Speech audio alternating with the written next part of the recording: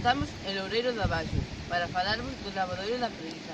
Aquí é onde se topaba antigamente, pero foi reformado pola veciñanza e agora atópase máis abaixo.